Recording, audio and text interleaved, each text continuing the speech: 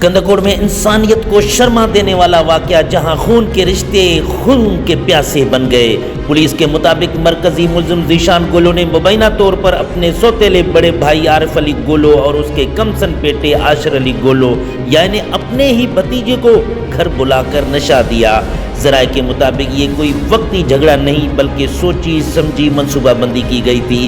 Police کا کہنا ہے کہ نشے کی حالت میں باپ بیٹے کو بے دردی سے قتل کیا گیا اور پھر جرم چھپانے کے لیے لاشوں کو جلا دیا گیا۔ اس افسوسناک واردات میں شنیلا سوہا شامیر کو بھی مبینہ طور پر شامل تشویش کیا گیا، جبکہ مرکزی ملزم ذیشان گولو نے پولیس کے سامنے اعتراف جرم بھی کیا۔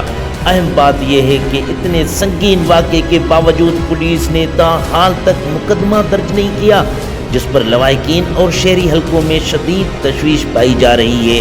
سوال یہ ہے، کیا خون کے رشتے اس قتل پر بھی قانون حرکت میں آئے گا یا انصاف ایک بار پھر تاخیر کی نظر ہو جائے گا؟